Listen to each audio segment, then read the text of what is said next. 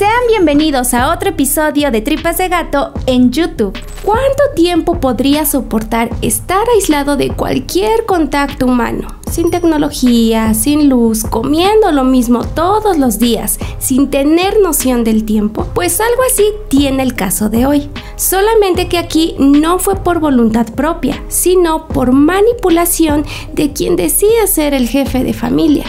Este es el caso de la Casa de los Macetones. El contenido de este podcast está basado en investigaciones públicas. Los datos que aquí se presentan pueden ser encontrados en carpetas de investigación o en bibliografía de libre acceso. Nunca se presentarán datos que vulneren a las víctimas. Rafael Pérez Hernández nació en 1905 en Jalisco. En 1915 sufrió un accidente en un tren ocasionando que perdiera un brazo. Esto, además de ser un proceso doloroso físicamente, psicológicamente también le trajo muchas inseguridades, ocasionándole odio y rechazo hacia la humanidad, pues no se sentía comprendido. Años después consiguió trabajos no formales, ya que a temprana edad contrajo matrimonio con una mujer llamada Encarnación, con quien duró algunos años hasta su divorcio, ocasionado por los constantes ataques de celos que Rafael sufría. Para 1938, la vida le daba una nueva oportunidad en el amor y conocía a quien sería su segunda esposa, Sonia María Rosa Noy, una mujer de padres españoles, de piel blanca, ojos azules. Rafael no dejó pasar tiempo y después de un muy breve noviazgo se casaron y se fueron a vivir juntos a la Ciudad de México, en una casa ubicada entre Insurgentes Norte y la calle Gogart, cerca del Metro La Raza. La casa donde llegaron tenía un estilo peculiar, pues en la fachada tenía unos enormes y vistosos macetones, por lo que vecinos conocían esa propiedad como la Casa de los Macetones. También tenía paredes muy altas, puertas grandes y pesadas, ventanales y muebles viejos. Para quien pasaba por fuera de la casa les causaba curiosidad y hasta un poco de miedo. Durante 7 años todo transcurrió tranquilo y con normalidad, pero la familia creció. Rafael, que era quien tomaba las decisiones, comenzó a meterse en temas filosóficos, sociológicos y demás, rigiendo su vida alrededor de ello y cambiando por completo su forma de pensar y vivir. Teniendo ahora un nuevo pensamiento, tomó la decisión de nombrar a sus hijos basándose en la personalidad de cada uno, pero también porque reprobaba cualquier ideología religiosa y los nombres impuestos por esta. Los menores se llamaban Soberano, Libre Pensamiento, Libre, Indómita, Triunfador y Bien Vivir. Los pensamientos de Rafael comenzaron a alterar su realidad. Llegó a creer que él era el único que poseía la verdad gracias a todo lo que había leído. Esto le generó más inseguridades y los celos comenzaron a consumirlo, al grado de prohibirle a Sonia salir de casa, teniendo que usar ropa que cubriera por completo su cuerpo. Con todo esto, Rafael comenzó a difundir miedo a su familia, asegurándoles que el mundo exterior era un lugar malo, sucio y corrupto, y que ni la escuela ni la religión se salvaban de ello. Así que a sus hijos también les prohibió salir de casa, siendo él el único que podía hacerlo. Y eso por razones de fuerza mayor, como trabajar, puntualizando que lo único que buscaba era protegerlos. La decisión no fue cuestionada debido a la sumisión y machismo que en esa época se acostumbraba. Fue así como desde 1941 la familia quedó aislada de todo contacto humano y para asegurarse cubrió la casa, tapó ventanas y puertas con maderas para que nadie pudiera salir o asomarse. Por otra parte, de la educación él mismo se encargaría, ya que al no estar de acuerdo con lo que se les enseñaba, prefería que sus hijos crecieran con otro pensamiento, para el cual las escuelas no estaban capacitadas. Por consecuencia, el acceso a la tecnología de esa época estaba totalmente prohibido, y el único portador de noticias era Rafael, que solo se encargaba de contar las cosas negativas que pasaban y así hacerles creer a todos que si salían de casa, algo espantoso podría ocurrirles. De la comida También Rafael se hacía cargo, ya que creía que algunos alimentos contenían cosas que solo dañaban la mente, así que debían comer solo lo que él ordenara, y no porque no hubiera dinero, sino porque debían llevar una dieta vegetariana, según él. Lo único que la familia comía era avena, frijoles y agua. Rafael había encontrado una forma de generar dinero sin tener que salir tanto de casa. Comenzó a comercializar raticida. Esto era fabricado por toda su familia, a quienes obligaba a trabajar por varias horas y en condiciones insalubres, pues en el mismo cuarto donde trabajaban con químicos también dormían y comían. Como era de esperarse, la elaboración de raticida generó enfermedades. Con el paso de los años, la familia se acostumbró al pensamiento de Rafael, y aunque temían salir al exterior, era normal que a los más pequeños les diera curiosidad saber cómo era afuera. Fue así como un día uno de ellos subió al techo, descubriendo lo que durante varios años su padre les había ocultado. Solamente que algo no cuadraba ante los ojos del menor. Nada se veía terrible, feo o peligroso. Al contrario, todo parecía tranquilo. Tras el descubrimiento, el menor dio aviso a sus hermanos, quienes pensaron que tal vez las cosas afuera no eran tan malas como se las habían contado. Pero eso sí, no podían revelar lo que acababan de descubrir, porque Rafael, además de tenerlos cautivos, en ocasiones les pegaba si no obedecían.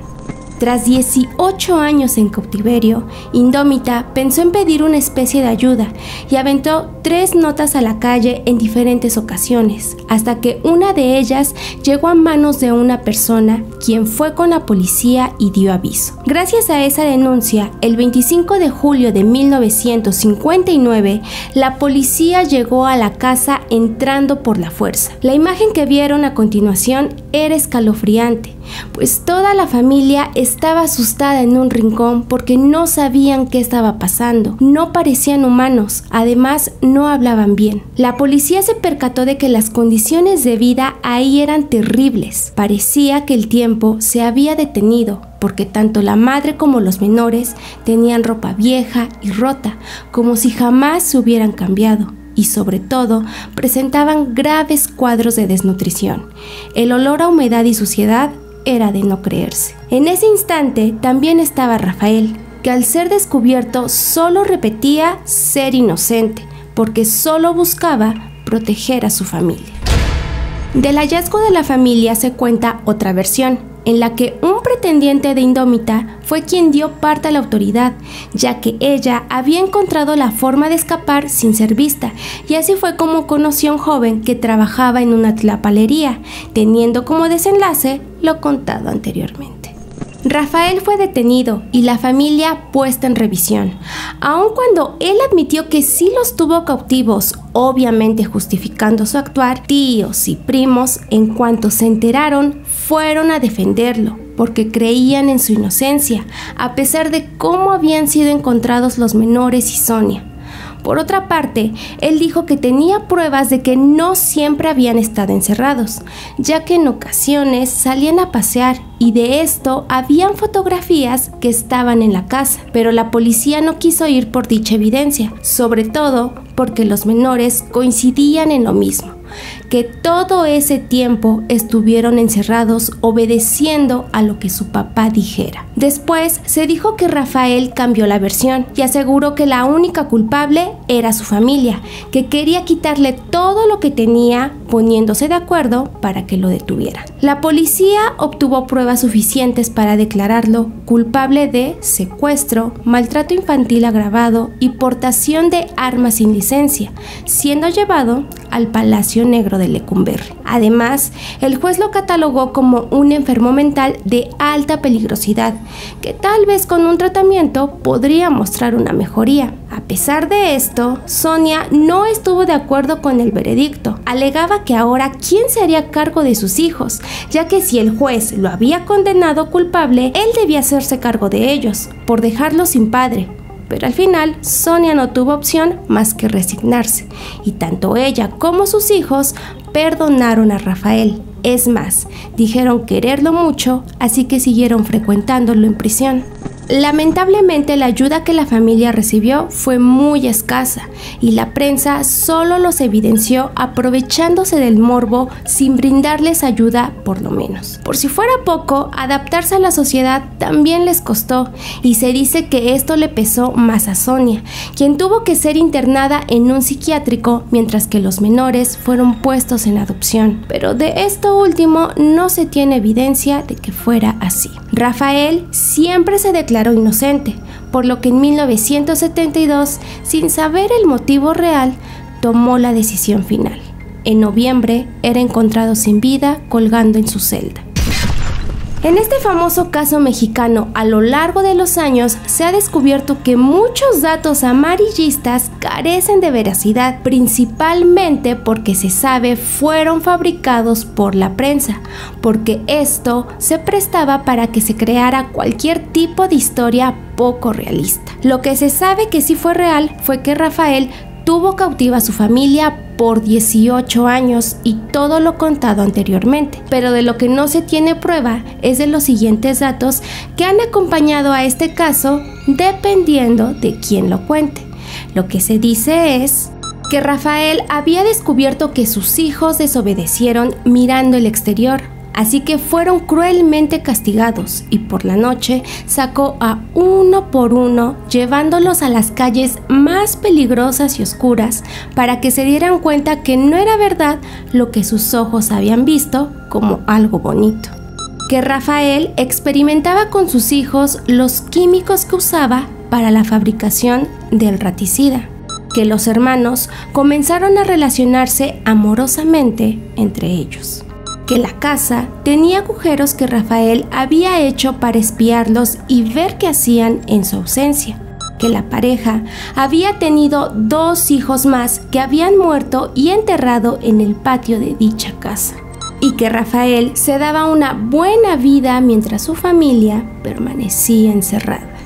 Estos solo son algunos rumores que nunca se confirmaron, que como siempre alimentaron una historia dejando a un lado lo real sobre la cruel vida que los menores habían padecido a manos de su padre. La historia impactó tanto que un libro llamado La carcajada del gato y la película El castillo de la pureza se basaron en la mayor parte de este caso para retratar más o menos lo que había pasado, pero con toques novelescos que obviamente variaron de lo que realmente pasó. Al final del día jamás sabremos si Rafael se arrepintió o si en verdad tenía la idea de crear otro tipo de humanos alejados de la maldad, pero bajo las peores decisiones. Por otra parte, el diagnóstico médico nunca fue revelado y solo se supo que fue considerado un enfermo mental. Algunos especialistas aseguran que Rafael tenía la percepción de la realidad alterada y en conjunto con los químicos pudo haber desarrollado alucinaciones que lo hacían creer más sobre lo malo que era el mundo y que todos estaban en su contra. También se cree que si Rafael hubiera continuado con esos pensamientos obsesivos, pudo haber desencadenado un trágico final, como suele pasar con las sectas. Y es así como llegamos al final de este caso que, aunque suene difícil de creer, es real y es un caso mexicano, de esos que siempre terminan sorprendiéndonos. Este fue el caso de la Casa de los Macetones. Y así llegamos al final de otro episodio. ¿Qué les pareció? Dejen sus comentarios para que podamos saber qué opinan de este caso. No olviden suscribirse, darle like y activar la campanita para que les lleguen las notificaciones de todo nuestro contenido aquí en YouTube. También chéquense los archivos oscuros por si quieren saber de otros temas. Chequen todas las redes de Tripas de Gato y sin más que decir, yo soy Beth y recuerden que lo esencial es invisible a los ojos.